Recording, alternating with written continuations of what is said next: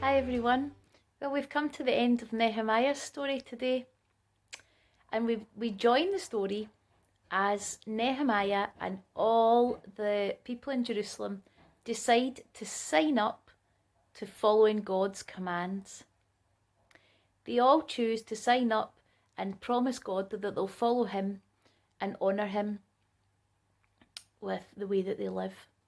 And they know that that's going to involve stopping doing some things, choosing to do other things, and also to make some sacrifices, to give away some money, some bits of their own harvest, stuff that's costly to them.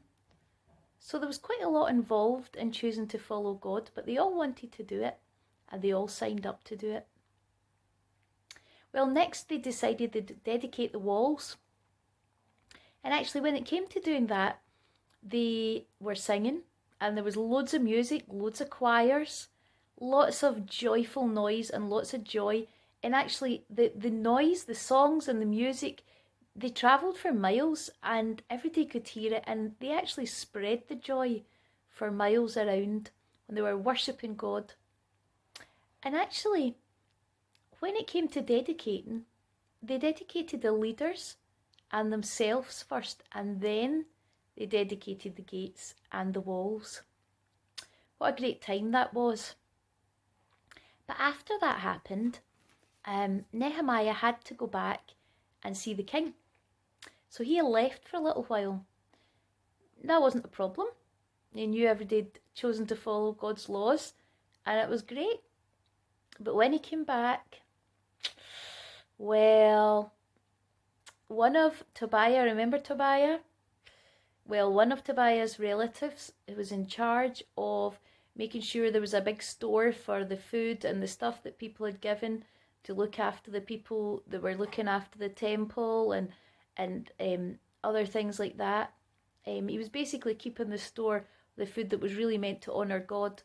Well, he'd kept some of it aside. He'd actually made a separate store for Tobiah to use, not God.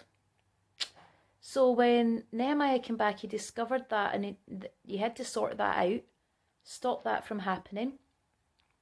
And then he found that the priests and the people who were supposed to be looking after God's temple, well, they hadn't been treated right and they hadn't been given what was due to them. And so they'd gone off back to the fields. So he had to sort that out as well, because God's temple was lying neglected. And then he found that the people had gone back to doing some of the things they did before, to not doing some of the things that they were going to try and do, and basically putting themselves first instead of God. And he really had to remind them again that it wasn't just a choosing up to sign up once to follow God, but they had to keep doing that and keep putting God first. And that's how we end Nehemiah coming back and trying to sort it out and remind people that they'd chosen to follow God, and that would mean keeping on going and trying their best to do that. Well, the first thing about that story today was that the people all had to choose to follow God. I wonder if you can have a wee chat in your family today and see who's chosen to follow God, who's chosen to follow the way Jesus lives. And maybe you could ask the people that say, yeah, I've done that, I'm choosing to follow God. Well, maybe you could ask them to tell you the story of how that happened and how they've got on with that. Maybe you could chat about yourself. Have you chosen to follow Jesus? Might you want to do that? Wonder how you would do that. How do you sign up to that? That's a good thing to chat about together. Another thing I thought would be nice to chat about today, well, not even to chat about, but to actually do this. Remember, they worshipped God during the dedication of the walls and each other. They did loads of singing, loads of music, and they spread a joyful noise. Wonder if you could choose some of your favourite worship songs, the songs that you sing in church or that you used to sing maybe through in the hall when the boys and girls were all together. Maybe you could choose to sing some of them today and dance along to them and worship God. Spread a joyful noise. Might be you've got CDs or YouTube or Spotify or whatever, but just have a really good time worshipping God with the songs that you know. Might even find some new songs that they enjoy as well. Well, another thing I was thinking about is the people had to be reminded by Nehemiah to keep choosing to put God first and to keep following him. What sort of things can help us to remember to put God first if we choose to follow him?